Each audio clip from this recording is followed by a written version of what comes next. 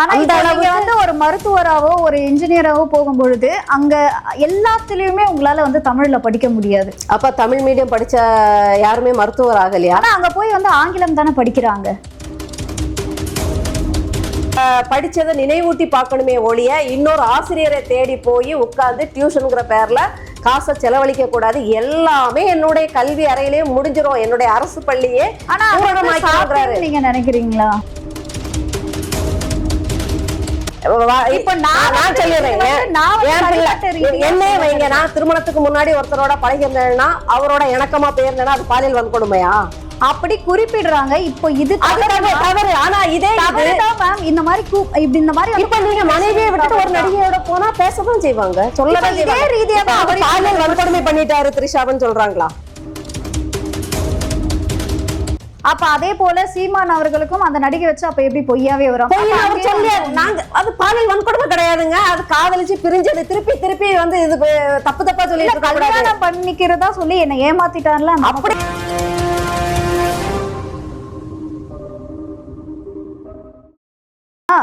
சீமான் அவர்கள் வந்து ஒரு மேடையில பேசியிருந்தாரு, 6 மாசத்துல கத்துக்கக்கூடிய ஒரு ஆங்கிலம் எதுக்கு வந்து வாழ்க்கை முழுசா வந்து படிக்கணும் அப்படின்ற மாதிரி வந்து சொல்லியிருந்தாரு.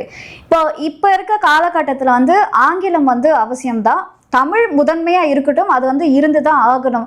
ஆனா ஆங்கிலமே வந்து 6 மாசத்துக்கு கத்துக்கிறது, அதை வந்து படிக்கணும்னு அவசியம் இல்லை அப்படின்னு சொல்றது வந்து அது சரியா இல்லை அப்படின்ற மாதிரி ஒரு கருத்து தெரிவிக்கிறாங்க. இல்ல, அது ரொம்ப சரியான கருத்து.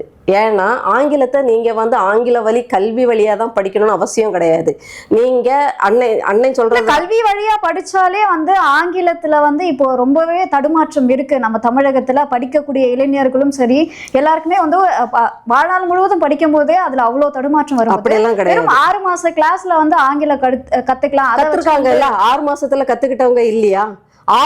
ஆர்வம் இருந்தா உங்களுக்கு 6 மாசத்துல நீங்க எத்தனை லாங்குவேஜ்னாலும் படிக்கலாம். ஆனா ஏழை மாணவர்கள் அதுக்காக வந்து பணம் கொடுத்து அவங்களை கத்துக்கக்கூடிய சூழல் இல்லை இல்லையா? அப்ப அந்த உருவாக்கணும்னு சொல்றாரு. அண்ணனோட கோட்பாடை முழுசா படிக்காம வந்து பாதி அவர் சொல்றதை எடுத்துக்கிட்டீங்கன்னா தப்பா போயிரும்.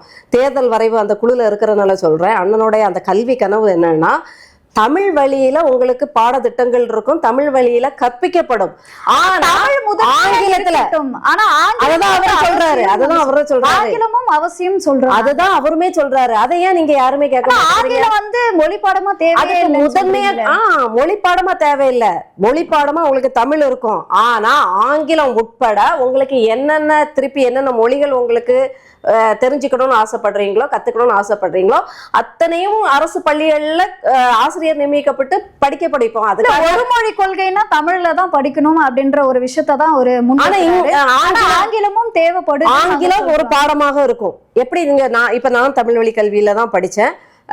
ஆங்கிலம் இவ்வளவு வருடங்களா அப்படிதான் அரசு பள்ளியில தமிழ் தான் எல்லாமே இருக்கு. இப்பதான் கொஞ்ச நாளா தான் இங்கிலீஷ் மீடியம் அப்படின்ற ஒரு விஷயமே வந்திருக்கு. இன்னும் நிறைய பள்ளிகள்ல வரக்கூட ஆங்கிலத்தை அவர் மழுங்கடிக்கணும், அது படிக்க கூடாதுன்னு சொல்லவே வரல. என்னுடைய தமிழ் அரசு பள்ளியில படிக்கக்கூடிய பிள்ளைகள் ஆங்கிலத்திலும் தேர்ச்சி பெற்றவர்களா இருப்பாங்கன்னு தான் சொல்றாரு அவரு. அதுக்கான அவர்ஸ், அதாவது மணி நேரம் ஒதுக்கப்படும்.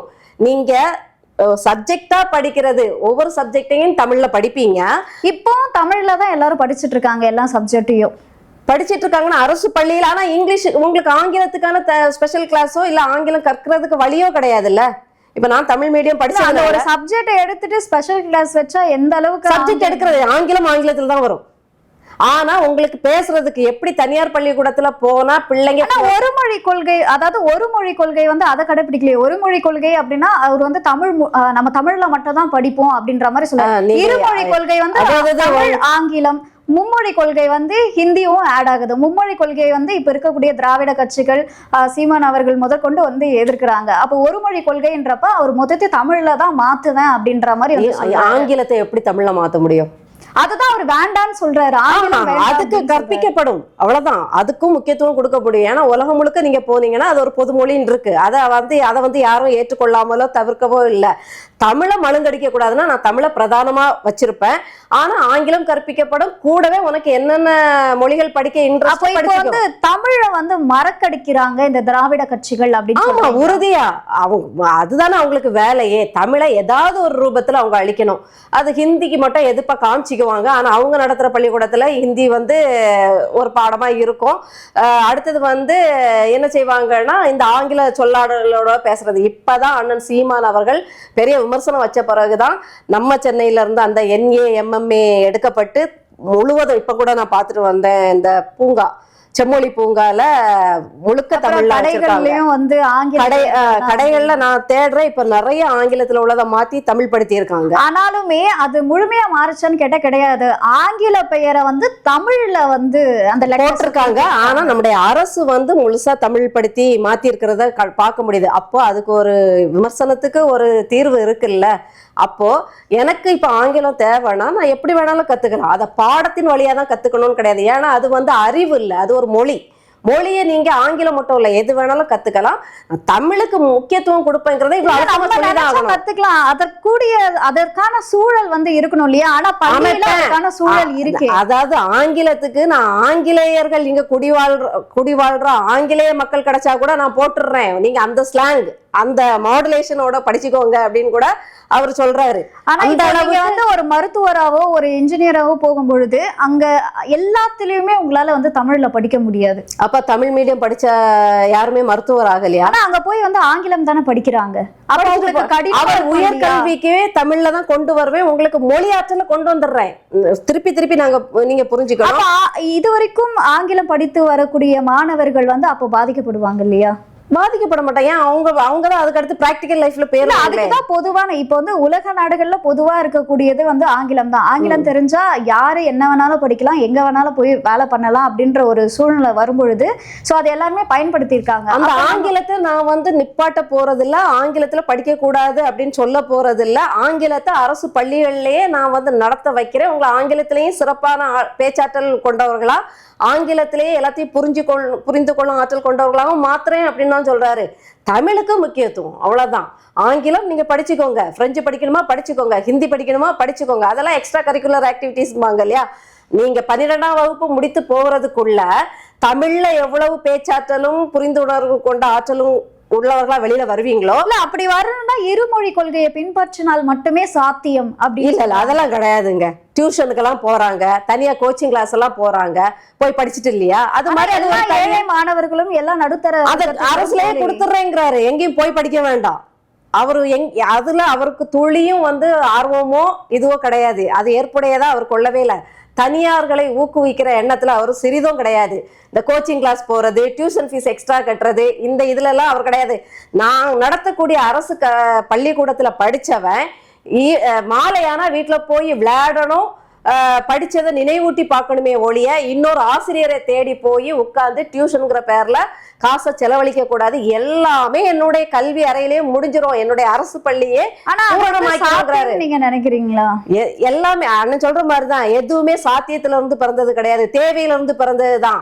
அந்த அர்ப்பணிப்பு உள்ளத்தோட இப்போ அரசு பள்ளியில கண்டு காணாம போயிருவாங்க. இந்த அரசு நிர்வாகம் வந்து ஆசிரியரை கண்டுக்காது, அங்க பாடம் நடத்துதா கண்டுக்காது. அதே தனியார் பள்ளியில நீங்க உட்கார்ந்து தூங்க முடியுமா?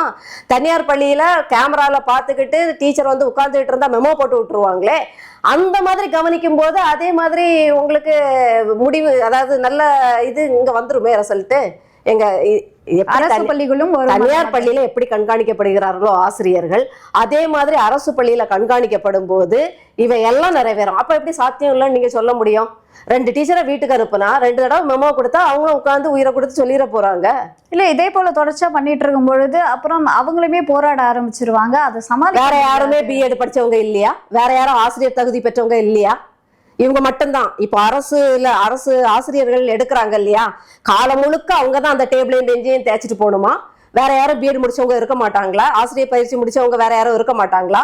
இருப்பாங்கல்ல. அதுவே ப்ராசஸ். சும்மா ஒரு பேச்சுவாக்குல ஈஸியா சொல்லிடுறோம். ஆனா அந்த இடத்துல தனியாருக்கு சாத்தியமாகும் போது, தனியாரால இன்னைக்கு நான் வந்து டீச்சரா இருந்தவதான், நான் ஒழுங்கா வந்து பாடம் நடத்தலைன்னா எனக்கு என் கண்ணு முன்னாடியே எத்தனையோ வந்தவங்கள சரியா பாடம் நடத்தலைன்னு தூக்கியிருக்காங்க. அது சாத்தியப்படும் போது ஏன் அரசு பள்ளியில அது எப்படி பெரிய கஷ்டமா இருக்கும்?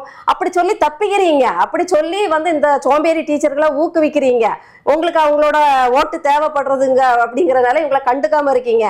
ஒரு தனியார் ஒரு கரஸ்பாண்டால இதை நடத்த முடியும்னா ஏன் அரசாங்கத்தால முடியாது?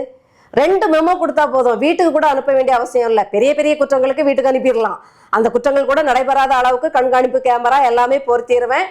அந்த பயோமெட்ரிக் வருகை இது வந்து நம்ம கைரேகை பதிக்கிற மாதிரி எல்லாமே பண்ணிடுவோம். அப்படிங்கும்போது அந்த 2 மெமோ கொடுத்தா போதுமே, நம்மள ஒருத்தர் வாட்ச் பண்றாங்கும் போதே ஆசிரியர்கள் என்ன செஞ்சிருவாங்க, ஒழுங்கா பாடம் நடத்திடுவாங்க. அவ்வளவுதான். இதுல கண்காணிக்கப்பட வேண்டியவர்கள் நேர்மையான ஆட்சியில இது சாத்தியம். அவ்வளவுதான்.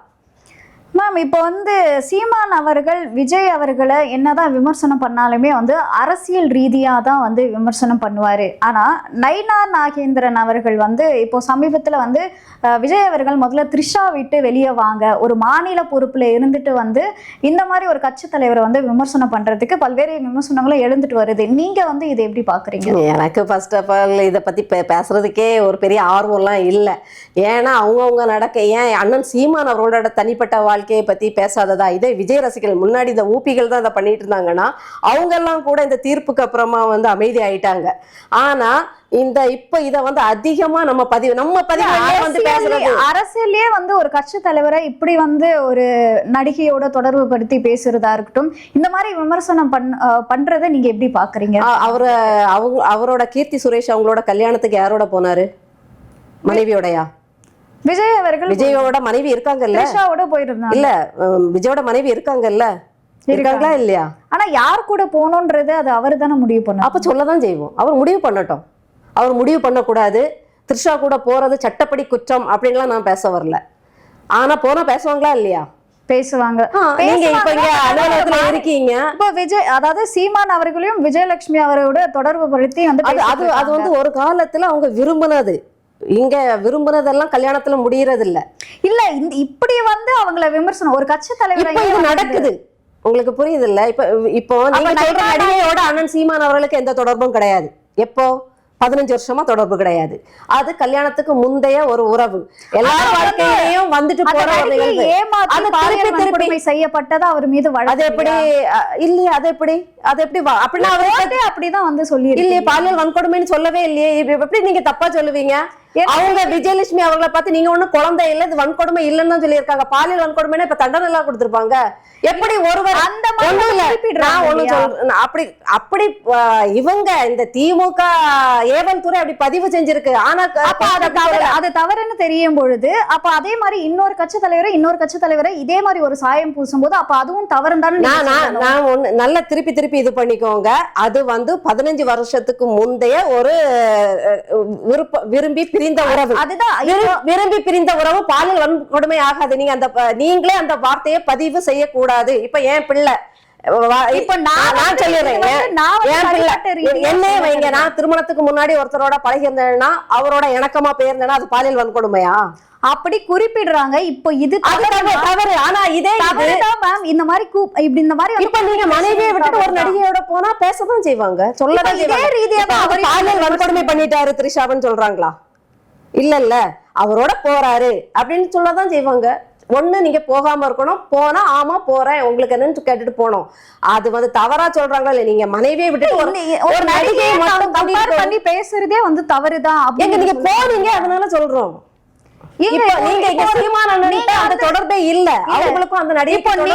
உங்களுடைய நண்பரும் வந்து உங்களுக்கு தெரிஞ்சவங்க கல்யாணத்துக்கு போறதுனால உங்களை அவங்க கூட த்ரிஷா மட்டும் தான் அப்ப நண்பர், வேற யாரும் நண்பர் கிடையாது. எல்லாருக்கும் ஒரு பெஸ்ட் ஃப்ரெண்ட் இருப்பாங்க. பெஸ்ட் ஃப்ரெண்ட்ன்றத சொல்லதாங்க செய்வாங்க. ஒண்ணு நீங்க நாங்க பெஸ்ட் ஃப்ரெண்ட் எங்களை சொல்லாதீங்கன்னு சொல்லணும். இல்ல சீமானுக்கு நடந்தா வந்து இதுவே சீமான் ஒரு நடிகையோட போனா சொல்லதான் செய்வாங்க. ஆமான்னு சொல்லுவாரு, ஆமா அந்த நடிகையோட தான் போறேன் பாரு. விஜய் அவர்களும் அதுக்கு ரியாக்ட் பண்ணவே இல்லை.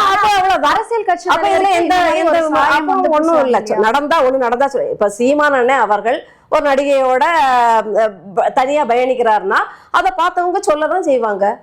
அதை எப்படி கண்ணால பார்த்ததை சொல்லாம இருப்பாங்க? அப்ப அத அந்த சொல்றதுக்கு போனீங்க அப்படின்னு சொல்றது வேற. அதாவது நீங்க த்ரிஷா விட்டு முதல்ல வெளியே வாங்க அப்படின்னு ஒரு திருப்பி ஏங்க நீங்க அவங்களோட கிசுகள் அவங்களோட இது ரொம்ப வருஷத்துக்கு முன்னாடி என்ன தவிர வேற யாரையும் நீங்க பத்திரிகைகள் எடுத்து பாருங்க. அப்ப அத்தனை பத்திரிகைக்காரங்கள மேலேயும் வழக்கு போடுங்க. எத்தனை பேரு பத்திரிகையாளர்களே சில இடங்கள்ல கிசு ஓகே. இப்போ ஒரு அரசியல் கட்சி தலைவரே எல்லாம் பொய்ன்னு நீங்க நினைக்கிறீங்களா? நிறைய பத்திரிகையாளர்கள் சிலது பொய்யா இருக்கலாம். அது எப்படி ஒரு நடிகை மட்டும் வச்சு பொய்யாவே வரும்? அப்ப அதே போல சீமான் அவர்களுக்கும் அந்த நடிகை வச்சு அப்ப எப்படி பொய்யாவே வரும்? பொய்ன்னு அவர் சொல்லியாரு. நாங்க அது பாலியல் வன்கொடுமை கிடையாதுங்க, அது காதலிச்சு பிரிஞ்சது. திருப்பி வந்து இது தப்பா சொல்லிட்டு இருக்க கூடாது. கல்யாணம் பண்ணிக்கிறதா சொல்லி என்ன ஏமாத்திட்டார்ல அந்த அப்படி அவங்க வந்து நீண்ட காலம் கழிச்சு வந்து சொல்றதெல்லாம் ஒருத்தருடைய தூண்டுதல் பேர்ல.